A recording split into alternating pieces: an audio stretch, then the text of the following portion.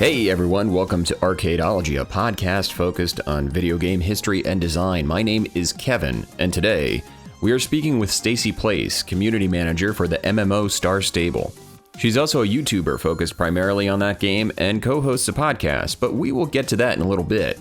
First, thank you all for the support I've received on the podcast so far. It means a lot. If you have been enjoying it so far, please leave a rating down below, and when I receive enough written reviews, I'll begin featuring them on the podcast, so get creative and listen in, and you might hear yours read aloud. I've been getting my website in order as well, and will soon be posting transcripts of the podcasts on arcadology.net, so be sure to visit. Also, I would like to thank the Heebie Jeebie Babes for giving me a shout out in a recent episode. I appreciate the love, and if you haven't checked out their show, take a listen. Because what's better than listening to two awesome women recount creepy stories and creepypastas? But without further ado, let's get to the episode at hand. So for those in the audience that don't know exactly what StarStable is, what's the elevator pitch for the game? It's interesting. StarStable is an MMO where you play as a girl character who is visiting the island of Jorvik. She has her own horse, and it's very horse-centric. So you can ride and care for your very own horse, or horses. You can have as many horses as you'd like. But there are also elements of a grander scheme and a grander story where there's magic and druids and a lot of Swedish history and folklore incorporated as well. But my favorite thing to tell people is that, yes, I originally thought StarStable was a children's game targeted at girls, and then you play it and you realize, well, this might still be true. It is so much more than that. Otherwise, I wouldn't be here. The reason I started doing the videos was because I was so impressed by this game. So it's an MMO, and has similar aspects to MMOs, but it's definitely something unique. Right. What was your journey to your current job? Oh, no, that's an interesting question. I feel like the more people I talk to in this industry, the more I find interesting journeys to get to their job. But initially, I went to school for digital arts and development, as well as film and TV production. So it kind of covered a wide variety of things that have to do with digital aspects. Like there was some Photoshop and Illustrator, and we also did the film and TV stuff. Plus, we also did game design things as well. So I picked up a little bit here and there, kind of like a jack of all trades type degree. And I moved out to Los Angeles, and I did some live TV production, and worked on some websites.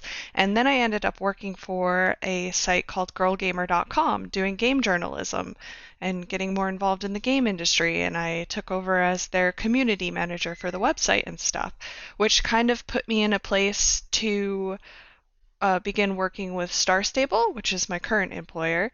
And they were having us do a contest for them and promotion for them, and this kind of fell on my lap. So I was able to start doing videos for StarStable, and we did giveaways and things like that. And unfortunately, the site that I worked for, Girl Gamer, went down, and we weren't producing content anymore. But thankfully, StarStable said, hey, now that you have more free time, do you want to come do more stuff for us? And I said, absolutely. I loved working with StarStable. I love the game, and I love the people that I work with. So I started doing YouTube stuff for them and took over managing their social media and just progressively took on more responsibility as time went on. So to eventually kind of be head of community moderation stuff, which is what I do now. Oh, very cool. So a little twisty turny getting in there. Some curves in the road there. So you went to school for kind of a wide array of things. Is there anything in particular that you learned from school that is kind of helping you in your day-to-day job, or is there anything you wish you could kind of go back and use more, something that you learned from your schooling? Well, in a way, I'm kind of glad that I had this wide array of lessons, I guess I could say, because I ended up using, I'll end up using Photoshop, or now that I do YouTube videos for myself and for this company, the fact that I did so much creation of videos while I was at school was just a huge help. I find that I end up dipping it a little bit into everything, and that kind of helps because when it comes to social media, and especially like our players for our game, because they're so creative and they're so involved, like they're doing their own edits and their own videos, and I kind of understand where they're coming from, and I'm able to relate to them and then turn around and use that to apply these tactics to social media as well. I know that and it does help because we did also as well like 3D art, and then implementing that 3D art into, I think we used Unreal when I was at school, and we made our own Unreal levels and stuff like that. So even knowing nice. that stuff, yeah, it helps me, even though I don't directly do that now, it helps me understand what's involved and like what's going on in the company on that side of things too. Very cool. So it all plays a little part, I think. Right, right. You mentioned you have a YouTube channel. How did that get started? Yes, I had been wanting to start a YouTube channel. I was very scared to start a YouTube channel, but it kind of all fell together at once where I had started watching Graveyard Girls YouTube channel. Randomly, Right. just thought it was interesting, started watching it, and the more I watched, the more I thought, I really like what she's doing. She seems to be, at home and just relaxed and just being herself. And that kind of gave me the confidence to want to do it as well. So once I started getting in contact with StarStable, I thought this is the perfect entrance into making videos. So that's kind of how I started doing my own videos, was playing StarStable and talking about it while I played. And it just so happened that at that time there weren't a lot of English speakers playing StarStable and making videos because it's a Swedish game. So there was like this niche that hadn't been filled, and so I ended up getting a lot more viewers who needed help with the game and weren't getting it because those videos weren't being made. So it kind of helped grow the channel and the community, and it was just perfect timing, I think. It's interesting because StarStable is a Swedish game, and it at first glance seems kind of a niche game. How did you two find each other? Was it a game that you covered at girlgamer.com, or did they find you? How did that work itself out? Yeah, they found us actually. They reached out. I think they wanted to get more coverage in the US, and they were specifically looking for maybe websites or companies that target girls or younger girls, because a lot of our audience is very young. We target like as young as age 8 kind of thing. So they wanted to find those targets, maybe smaller websites that could help promote the game. So they reached out to us about working together. And then me personally, I stayed in contact with them. So they got to know me through Girl Gamer, and they watched my videos that I started making, and they asked if I could do the same for them. So I do their official Let's Play series on their YouTube channel. So that's been cool. a lot of fun. But yeah, it all through Girl Gamer for sure. Cool, very cool. So you've talked about it a little bit, but does a community manager, the job of a community manager, entail? Well, that's interesting, and I think it has changed a little bit since I've been there, because when I started, we were about 50 employees, I believe, and now we are just over 100.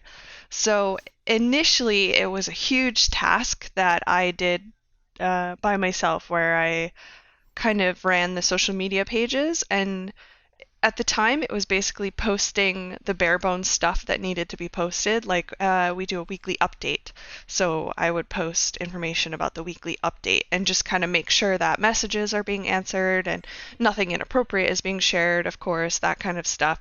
But now that we've continued to grow and there's more people kind of in my department, I'm able to put more focus on the community itself. So Right. we produce more content to show. So we're not just posting about the weekly update, we're posting other fun stuff and other videos that have maybe nothing to do with the weekly update.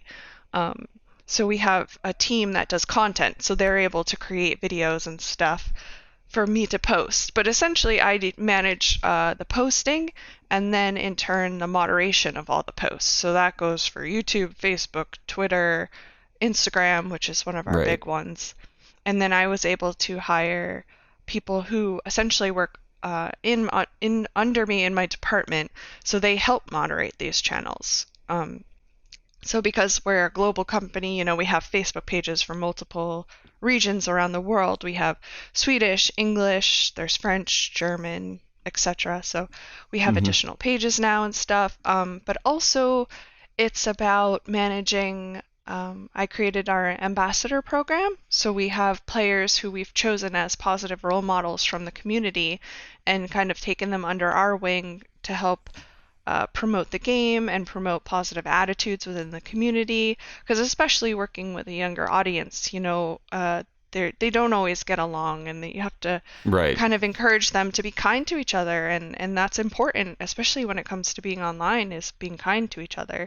So it's helping maintain that positive community as well. So having them channel their energy into positive things, like they're super into creating, as I mentioned earlier. So Right. they can do YouTube videos and edits. They're amazing artists, and they always have amazing ideas for the game. So it's about like fostering that and collecting it and using that energy to help uh, promote the game both Right. outside and within the company, because it's amazing for our team to see what the community is doing Exactly. like about StarStable.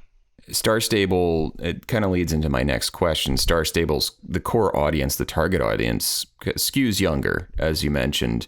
And I kind of see parallels in Minecraft is one, right? And Minecraft is a game that has a big youth draw, but it feels like was never necessarily intended. They didn't really think about it when they were creating the game that it's for a young core audience. And Fortnite on the other end of the spectrum is another that tends to draw a lot of younger kids into it. What are some particular challenges in being a community manager for a younger audience? Oh, there's so many challenges, and there's so many more than you would think firsthand getting into it. And that's one of the things when we hire new people. One of my favorite questions is always, have you worked with kids before? Because kids are just, they're Right. so passionate, but it's such a unique audience. So when it comes to them themselves, they are very emotional and very, I almost want to say extreme. So if they love Star Stable so much and they're so enthusiastic, but at the same time, if something happens or something goes wrong, they're not just mildly upset. It's like drama to the extreme. But you kind of have Right. to interpret their responses as, yeah, you may read it as super dramatic, but they don't necessarily mean it as super dramatic. They're just kids, and Right. that's how they come across. So it's about kind of understanding the things that they say and interpreting it in a different way. But then you also have the outside restrictions. Like, for instance, the United States has something called COPPA, which is the Children's Online Privacy Protection Act. So if you have a game that incorporates children under the age of 13, there are certain restrictions that you have to work within, especially when it comes to the in-game chat system. So, Mm-hmm. Star Stable is an MMO essentially. So there's also chat features where there's lots of people chatting together, and we have to incorporate filters. So certain words are filtered out, such as numbers, and that's not something you think about. Like Right. it's an added challenge that we have to be careful about what we talk about or what we promote and how it affects the players in the game, because there's certain things that they can't say and they can't talk about, and it's very, very difficult to where totally understand why we have those restrictions, of course, but it's an added challenge when it comes to the community itself. Yeah, that's kind of interesting. I never even thought about that. Exactly, and I hadn't either, and it's something we still are working with and changing. Like we had to work to get all the horse breeds added into the game and things like that, and we always get players asking like, why can't I say numbers? Or they also can't talk about like websites or social media accounts outside of the game. Like they can't be directed to chat privately outside of the game, which is tough, Right. really tough, because everyone's on social media and all the kids, want to be on Instagram and stuff, but they just can't talk about it in the game. So that's super challenging as well. Even on our website, when we post on our website, we can't have links to social media and things like Right. that. That's Yeah. interesting, which Yeah. makes your job a little bit tricky because the social media is it's only one way. You can filter people to StarStable through social media, but not from StarStable to your social media. Yeah, and it's very tough being that a lot of our audience is under the age of 13, and 13 is the age you need to be on social media. So there's a That's portion right. of our audience that we just don't have contact with because of their age, really. So we don't hear from them. You know, they could be 8 years old and love StarStable, and we'll never know it because they can't like send us a message on Facebook or something. So on your Twitter bio, you talk about being the co-host of a podcast. Can you tell people about that? Oh yeah, I do. I have a super dorky podcast about Goosebumps books. That's what I tell people. Everyone's like, Goosebumps books? I'm like, yes, Goosebumps books. Remember from when we were younger? Oh, I remember. And yes, they still make them. Yes, R.L. Stein. He just pumps that out like a factory. Right? But yeah, we it's myself and two of my friends who we decided we wanted to do a podcast, whether anybody listened or not. It's where we just read a Goosebumps book and watch the related TV show episode if there is one, and then we talk about them at great length. That's awesome. Stacy, thank you so much for being on the podcast. Oh, you're very welcome. I love talking about my job. I love talking about StarStable, so this was great. Thank you. Thank you so much for joining me today. I truly hope you enjoyed it. Remember, you can find me on Twitter at the Arcadologist and on youtube.com/Arcadology. Stacy's social media and the link to that groovy Goosebumps podcast can be found in the description of this episode. Take care, everyone.